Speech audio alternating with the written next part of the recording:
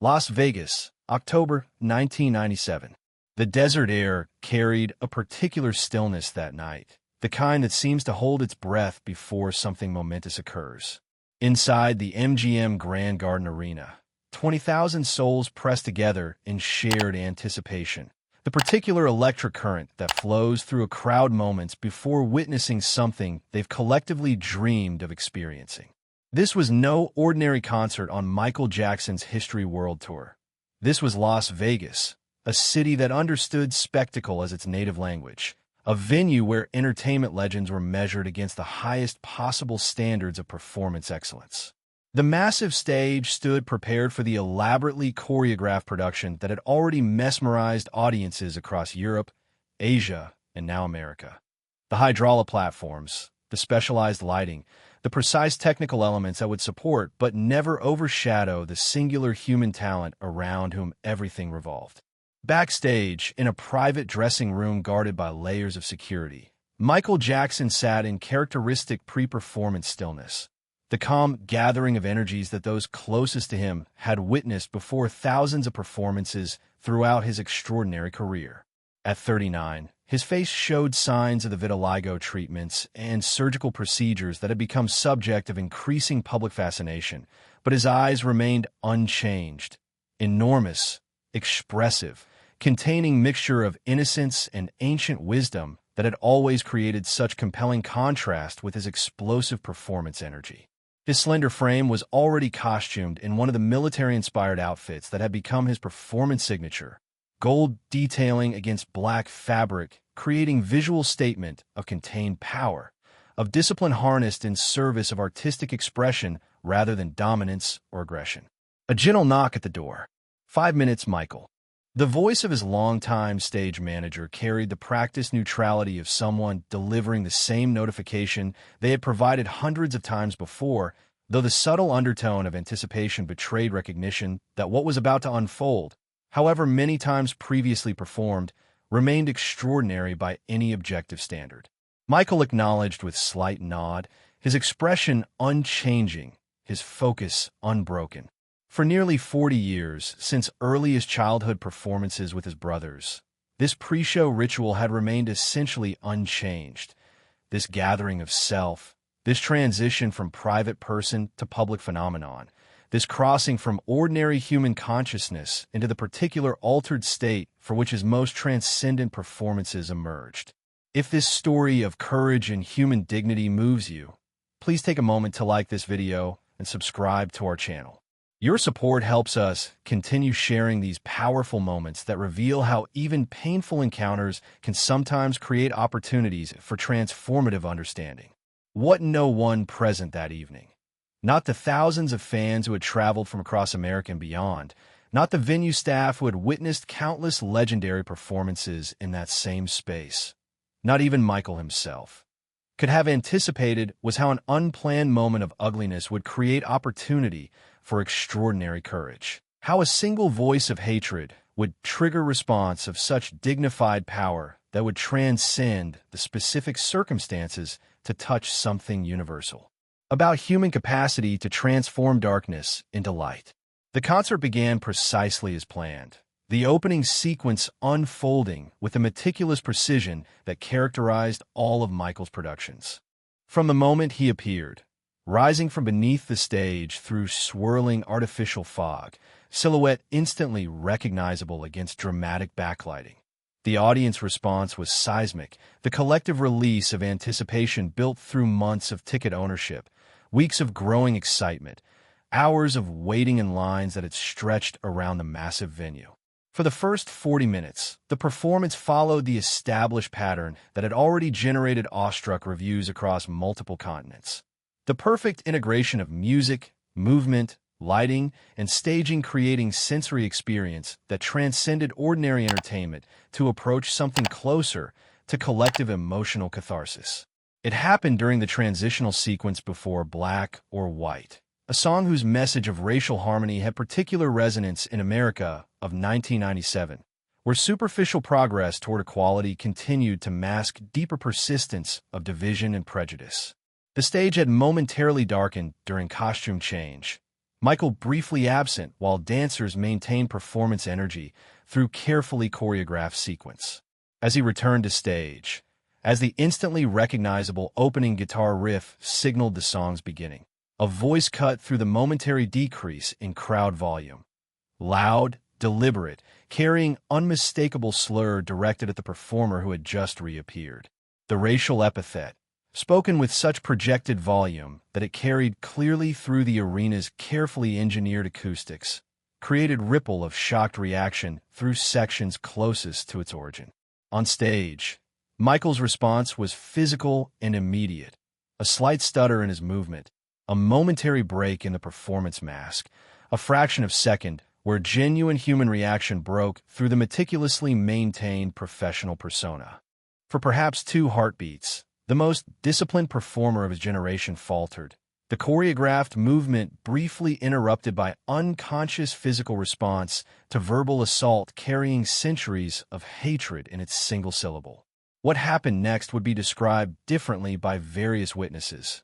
Audience members, stage crew, security personnel, their accounts shaped by perspective and position within the massive venue. But the essential truth appears consistently across all versions. Michael signaled his band to stop playing. The music ceased. The elaborate choreography froze mid-sequence. The technological spectacle paused. 20,000 people collectively held their breath as unprecedented silence descended on production famous for its uninterrupted, carefully orchestrated energy. 4:13 seconds. Eternity in performance time. Michael stood motionless at center stage, the spotlight creating perfect circle of illumination around his slender figure. When he finally spoke, his voice carried that characteristic soft quality that always surprised those who knew him only through recordings or distant performances, gentle yet somehow reaching every corner of the massive space through quality of presence rather than volume of delivery. "We're going to take a moment," he said, the simplicity of the statement belying the extraordinary nature of halting multimillion-dollar production mid-performance. Because some things are more important than the show. The audience remained in stunned silence, recognition dawning that they were witnessing significant deviation from performance famous for its precise adherence to planned structure and timing.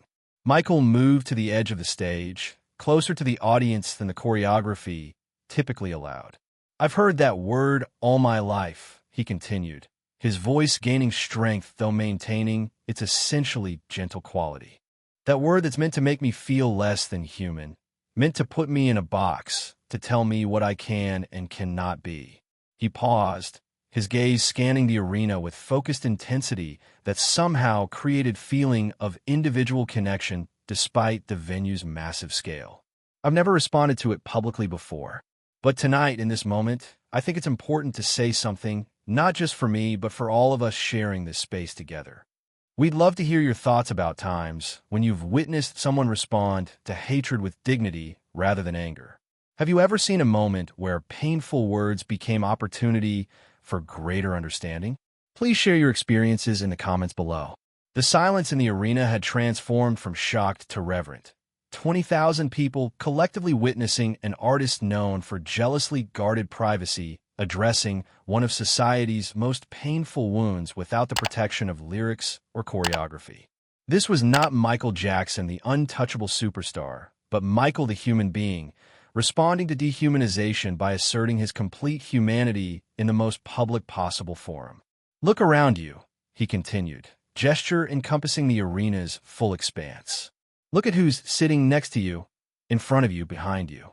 We are all here together, all colors, all backgrounds, all sharing this moment together because music doesn't care about the divisions we've created.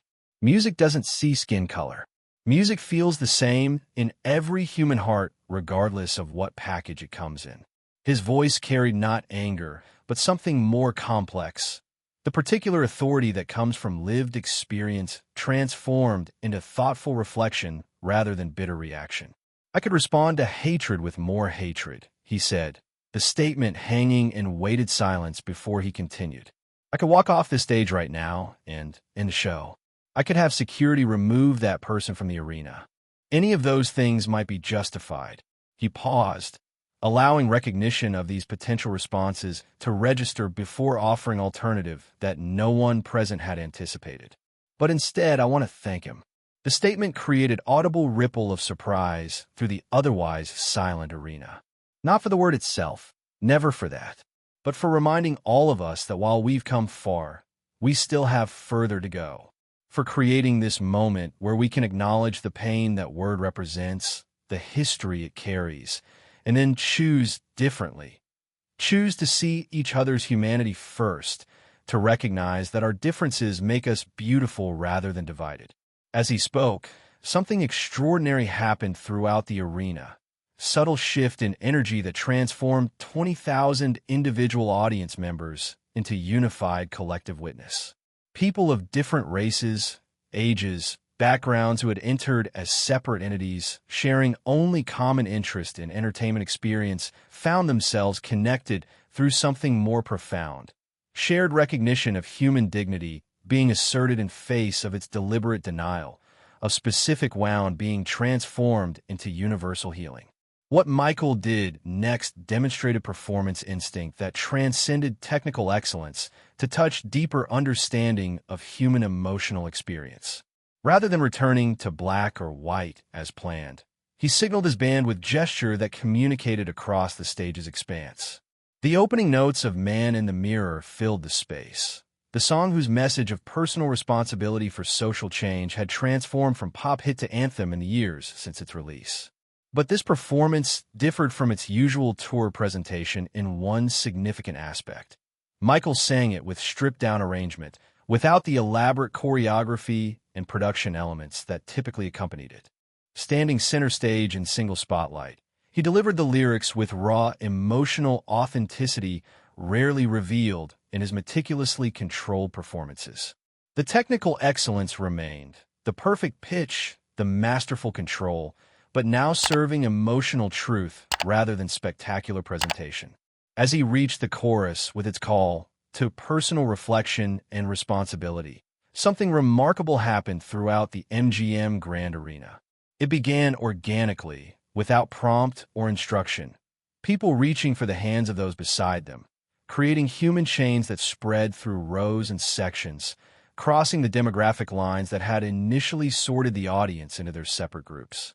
By the time the song reached its emotional peak, with Michael's voice soaring through the call for each person to make that change, the entire arena had become an interconnected web of human contact, physical manifestation of the connection he had called them to recognize. When the final notes sounded, as Michael stood with head slightly bowed at center stage, the audience response transcended typical applause. This wasn't appreciation for entertainment, but acknowledgement of authentic human connection, of courage that had transformed potentially destructive moment into opportunity for collective growth. When Michael finally looked up, when he acknowledged this response with the slight bow that had become his performance signature, close observers noted something rarely seen on his carefully composed features. The sheen of tears quickly blinked away, evidence of the emotional cost of such public vulnerability. The performance resumed, the carefully choreographed production continuing through its remaining segments. But something fundamental had shifted in the relationship between performer and audience. The technical brilliance remained awe-inspiring, the entertainment value undiminished, but now existed within context of shared human experience, of collective witness to courage that had transformed ugly moment into opportunity for connection across divisions that often seem insurmountable in everyday life. As the concert concluded, as audience members filed toward exits, still discussing the unexpected moment they had witnessed, conversations revealed how deeply the unplanned deviation from entertainment into authentic human territory had affected them. "I came to see the moonwalk and the hits," one attendee told local reporter, gathering reactions. "But I'll remember forever what it felt like when he stopped everything to speak truth we all needed to hear. How he didn't get angry, but somehow made us see each other differently than when we walked in." What few in that audience could have anticipated, what perhaps Michael himself didn't fully recognize in that moment, was how widely this unplanned interaction would resonate beyond its immediate context. In days that followed, as word spread through Las Vegas and beyond, the moment became touchstone in ongoing conversations about responsible use of celebrity platform, about meeting hatred with dignity rather than reciprocal anger, about transforming painful provocation into opportunity for broader healing. For Michael personally, the Las Vegas incident marked evolution in his approach to public voice. Though he had addressed social issues through his music and humanitarian work for years, he had typically maintained careful separation between artistic expression and direct commentary on society's most painful divisions. The spontaneous courage demonstrated in Las Vegas, the willingness to pause the machinery of entertainment to address human dignity directly, represented new integration of his artistic and activist voices, new willingness to use his unprecedented platform to speak difficult truths when circumstances demanded response rather than silence. In concerts that followed, while never specifically referencing the Las Vegas incident, Michael began incorporating moments of more direct communication about individual responsibility for social healing, about human connection across constructed divides, about the moral choices facing both individuals and society collectively. The transformation wasn't a dramatic shift from entertainer to activist, but subtle integration of authentic human perspective into carefully constructed performance persona. The willingness to occasionally set aside spectacular presentation to speak simple truths drawn from his unique journey through America's complicated racial landscape. Perhaps most significantly, the Las Vegas moment influenced his decision to make more explicit statements about social healing in subsequent work and public appearances. The seed planted that night, the recognition that his platform carried responsibility beyond entertainment, that his unique position at cultural crossroads gave his voice particular significance in conversations about human dignity and division, would continue growing through the remainder of his career and life. While never abandoning his primary identity as artist rather than activist, he demonstrated increasing willingness to speak directly to societal wounds, to use his unprecedented visibility to direct attention toward healing rather than merely distracting from divisions that define the culture he both influenced and reflected. In cultural memory, the Las Vegas incident has acquired almost mythical status. Details sometimes altered in retelling, significance amplified through perspective of subsequent events.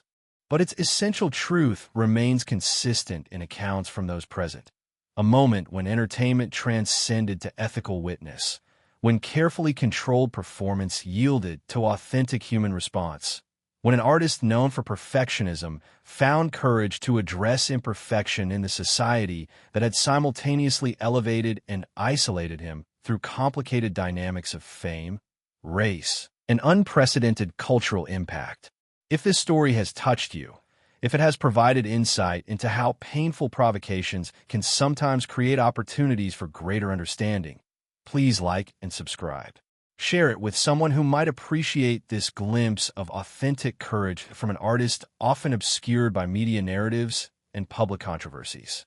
And remember that our most powerful responses to hatred rarely involve returning it in kind, but rather transforming its energy into something that elevates rather than diminishes our shared humanity. A lesson demonstrated with extraordinary clarity during an unexpected moment in Las Vegas, when global superstar paused the machinery of entertainment to remind 20,000 strangers of their fundamental connection beyond the artificial divisions that so often define our daily interactions.